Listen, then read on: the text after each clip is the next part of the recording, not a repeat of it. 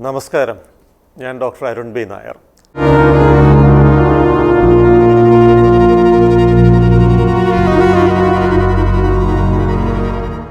ഇരുപത്തെട്ട് വയസ്സുള്ള ഒരു യുവതി, വളരെ ഉന്നത വിദ്യാഭ്യാസം നേടിയ ഒരു വ്യക്തിയാണ്.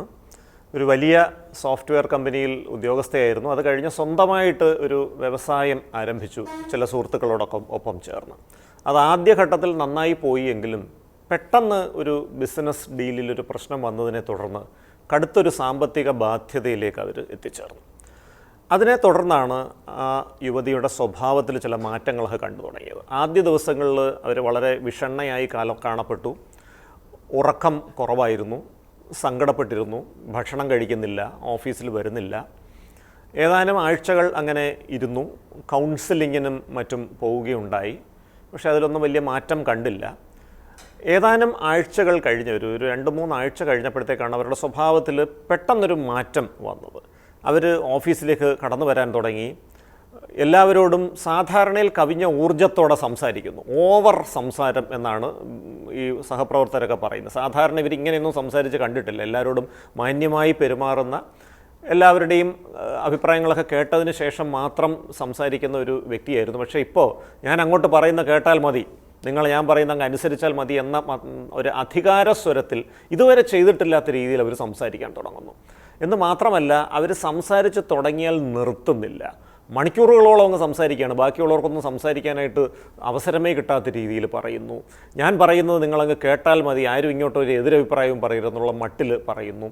ചിലപ്പോൾ നിസ്സാര കാര്യങ്ങൾക്കൊക്കെ പൊട്ടിച്ചിരിക്കുന്നു. ഇപ്പോൾ തമാശ കേട്ടാൽ ആരും ചിരിക്കും. പക്ഷേ ഇത് ചിരിയെന്ന് പറഞ്ഞു കഴിഞ്ഞാൽ ആ ചിരി തുടങ്ങിക്കഴിഞ്ഞാൽ നിർത്തുന്നില്ല. ചുറ്റും ആൾക്കാരുണ്ട്, ഓഫീസാണ്, സഹപ്രവർത്തകരുണ്ട്, ബിസിനസ് ചെയ്യാൻ വരുന്ന ആൾക്കാരുണ്ട്. ഇവരുടെ ഒന്നും സാന്നിധ്യം പോലും വകവയ്ക്കാതെ ഉറക്കെ പൊട്ടിച്ചിരിക്കുന്നു, തമാശകൾ പറയുന്നു. ആദ്യമായി കാണുന്ന ആളിനോട് പോലും ചിരപരിചയമുള്ളതുപോലെ സംസാരിക്കുന്നു. ഈ ഒരു രീതി കണ്ടു. അപ്പോൾ ഒരു 2-3 ദിവസം കഴിഞ്ഞപ്പോഴത്തേക്ക് ഇത് കുറച്ചുകൂടെ ഉന്നതമായ ലെവലിലേക്ക് പോകാൻ തുടങ്ങി. പാട്ടുകൾ പാടുന്നു ഓഫീസിലിരുന്ന് തന്നെ. അപ്പോൾ പാട്ടൊക്കെ പാടി കുറച്ച് കഴിയുമ്പോൾ ഇറങ്ങി വന്ന് ഓഫീസിൽ മറ്റുള്ളവരൊക്കെ ഇരിക്കുന്ന സ്ഥലത്തേക്ക് വന്ന് ഡാൻസിൻ്റെ 2 സ്റ്റെപ്പുകളൊക്കെ വയ്ക്കുന്നു. ഇരുന്ന് പ്രാർത്ഥിക്കാൻ തുടങ്ങുന്നു. ആ പ്രാർത്ഥനയാണെങ്കിൽ മണിക്കൂറുകളോളം നീണ്ടുപോകുന്നു. ഉറക്കമില്ല എന്നാണ് കൂടെ താമസിക്കുന്ന അവരുടെ അമ്മ പറയുന്നത്. ഉറക്കമേ ഇല്ല, രാത്രിയിൽ മൊത്തം ഇരുന്ന് ഇതുപോലെ പ്രാർത്ഥിച്ചുകൊണ്ടൊക്കെ ഇരിക്കുകയാണ്. പക്ഷേ രാവിലെ എഴുന്നേറ്റ് കഴിഞ്ഞാൽ ഉറക്കക്കുറവിൻ്റെ യാതൊരു ബുദ്ധിമുട്ടുമില്ല. വളരെ ഊർജ്ജസ്വലതയോടെയാണ് ഓടി നടന്ന് കാര്യങ്ങൾ ചെയ്യുന്നത്. ഈ ഒരു അവസ്ഥ, ഇതൊരു പ്രശ്നമായി മാറിയത്, ഈ ഒരു അവസ്ഥ ഏതാണ്ട് ഒരു 10 ദിവസം കഴിഞ്ഞ ശേഷം ഏതോ ഒരു സ്ഥലത്ത് ചെന്ന് ഒരു വലിയ വിലപിടിപ്പുള്ള ഒരു സ്ഥലം ഇവർ വാങ്ങാനായിട്ട് തീരുമാനിക്കുന്നു. എന്നിട്ട് ഒരു ചെക്ക് ഒപ്പിട്ടങ്ങ് കൊടുക്കുകയാണ്. ബ്ലാങ്ക് ചെക്ക് ഒപ്പിട്ടങ്ങ് കൊടുക്കുകയാണ്. വലിയ തുകയ്ക്കുള്ള അത് തുക എത്രയാണെന്ന് വെച്ചാൽ നിങ്ങൾ എഴുതിയെടുത്തോ എന്ന് പറഞ്ഞുകൊണ്ട് അത് ഒപ്പിട്ട് കൊടുക്കുകയാണ്. അപ്പോൾ ഈ ചെക്ക് സ്വാഭാവികമായിട്ടും ബാങ്കിൽ പ്രസൻറ്റ് ചെയ്തപ്പോഴത്തേക്ക് ഇവരുടെ കമ്പനിയുടെ അക്കൗണ്ടിൽ അത്രയും തുകയില്ല. ആ ചെക്ക് മടങ്ങി.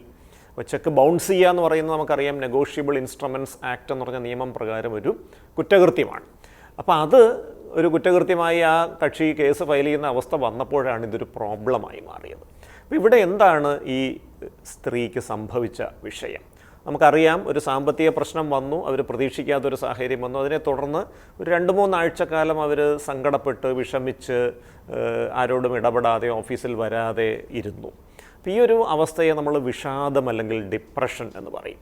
പക്ഷേ ആ ഒരു 3 ആഴ്ചത്തെ ഡിപ്രഷൻ കഴിഞ്ഞ് പെട്ടെന്ന് അവരുടെ ഭാവം അങ്ങ് മാറുകയാണ്. സംസാരം കൂടുന്നു, ഊർജ്ജസ്വലത കൂടുന്നു, അമിതമായിട്ടുള്ള ഭക്തി വരുന്നു, അമിതമായി പണം ചെലവഴിക്കുന്നു. ഈ കുട്ടിയുടെ അമ്മ പറഞ്ഞത്, ഇങ്ങനെ ഈ 10 ദിവസം സമയം, ഈ ഓവർ സംസാരമൊക്കെ വന്ന സമയം കൊണ്ട് ഇതുവരെ ഇല്ലാത്ത തരത്തിലുള്ള പല സാധനങ്ങളും അവർ വാങ്ങിച്ചു കൂട്ടി. സാമ്പത്തിക പ്രതിസന്ധിയിലൂടെ പോവുകയാണ്. പക്ഷേ ഒന്നും മൈൻഡ് ചെയ്യാതെ ഒരു മോളിൽ ചെല്ലുമ്പോഴത്തേക്ക് കണ്ണി കാണുന്ന വിലപിടിപ്പുള്ള വസ്ത്രങ്ങളും മറ്റു പല സാധനങ്ങളും വാങ്ങിക്കൂട്ടുകയാണ്. ചെരുപ്പുകൾ 10-12 വിലപിടിപ്പുള്ള ചെരുപ്പുകൾ. ഇതൊക്കെ എന്തിനാണ്? 1-2 ചെരുപ്പ് പോരെ എന്ന് ചോദിക്കുമ്പോൾ ഇതൊക്കെ വേണം, ഞാൻ വർഷങ്ങളായിട്ട് ആഗ്രഹിച്ചിരുന്നതാണ്, എൻ്റെ ബക്കറ്റ് ലിസ്റ്റാണ്, ഞാനിപ്പോൾ ഇതെല്ലാം ടിക്ക് ചെയ്തുകൊണ്ടിരിക്കുകയാണെന്നൊക്കെ പറഞ്ഞുകൊണ്ട് അത് വാങ്ങിക്കൂട്ടി. അമിതമായിട്ട് പണച്ചെലവ്. അപ്പോൾ ഈ ഒരു 10 ദിവസം അവർ കാണിച്ച ഈ അമിതമായിട്ടുള്ള ആ ഒരു ഊർജ്ജസ്വലതയും സംസാരവും ഒക്കെയുള്ള അവസ്ഥയാണ് നമ്മൾ ഉന്മാദം അല്ലെങ്കിൽ മാനിയ എന്ന് പറയുന്നത്. അപ്പോൾ ഇവിടെ വിഷാദവും ഉന്മാദവും മാറി മാറി ഒരാളുടെ ജീവിതത്തിൽ വന്ന ഒരു അവസ്ഥയാണ് കാണുന്നത്. ഈ ഒരു രോഗാവസ്ഥയാണ് ബൈപ്പോളാർ മൂഡ് ഡിസോർഡർ അല്ലെങ്കിൽ ദ്വിധ്രുവ വൈകാരിക രോഗം എന്ന് പറയുന്നു. പഴയ കാലത്ത് ഉന്മാദ വിഷാദ രോഗം എന്നൊക്കെ പറയുമായിരുന്നു. അപ്പോൾ ഇവിടെ നമ്മൾ ശ്രദ്ധിക്കേണ്ട ഒരു കാര്യം, ഈ ഉന്മാദം എന്ന് പറയുന്ന ഒരു അവസ്ഥയാണ് ഏറ്റവും ഗൗരവമായിട്ട് നമ്മൾ എടുക്കേണ്ട ഒരു അവസ്ഥ. ഈ ഉന്മാദ രോഗത്തിൻ്റെ ഒരു സാഹചര്യത്തിൽ സംസാരം വർദ്ധിക്കും, സാധാരണ ഉള്ളതിനേക്കാൾ അമിതമായ സംസാരം. അത് മറ്റുള്ളവർ പറയുന്നൊന്നും കേൾക്കാതെ തുടർച്ചയായിട്ട് സംസാരിക്കും, അതിവേഗത്തിൽ സംസാരിക്കും. ആ സംസാരം തടസ്സപ്പെടുത്താനൊന്നും നമ്മളെ കൊണ്ട് പറ്റില്ല. ആ പറയുന്ന കാര്യങ്ങൾ തമ്മിൽ പലപ്പോഴും പരസ്പര ബന്ധമുണ്ടാകണമെന്ന് പോലും ഇല്ല. ഒരു വാചകവും അടുത്ത വാചകവും തമ്മിൽ എന്തോ ഒരു വിദൂര ബന്ധം മാത്രമേ ഉള്ളൂ. പറയുന്ന പലപ്പോഴും ലോജിക്കലാകണമെന്നില്ല. അമിതമായിട്ടുള്ള സമ്പത്തുണ്ട്, അമിതമായിട്ടുള്ള കഴിവുകൾ തനിക്കുണ്ട് എന്നുള്ള ഒരു മിഥ്യാവിശ്വാസത്തിലേക്ക് അവർ വരുന്നു. ഗ്രാൻഡിയോസ് ഡെല്യൂഷൻ എന്ന് പറയും.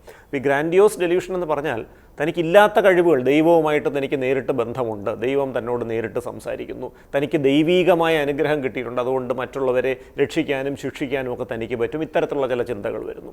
ബാങ്കിൽ പണമൊന്നും ഇല്ലെങ്കിൽ പോലും താൻ അതിസമ്പന്നയാണ്, തനിക്ക് ശതകോടികളുണ്ട്, അത് ഉപയോഗിച്ച് ലോകത്തിൽ എന്തും തനിക്ക് വാങ്ങാൻ പറ്റും എന്നുള്ളൊരു മിഥ്യാവിശ്വാസം. ഈ മിഥ്യാവിശ്വാസത്തിൻ്റെ അടിസ്ഥാനത്തിലാണ് അവർ ഈ പല സാധനങ്ങളും വാങ്ങിക്കൂട്ടിയത്. എന്നിട്ട് വളരെ വിലപിടിപ്പുള്ളൊരു സ്ഥലം വാങ്ങാൻ തീരുമാനിച്ച് ചെക്ക് കൊടുത്തത്.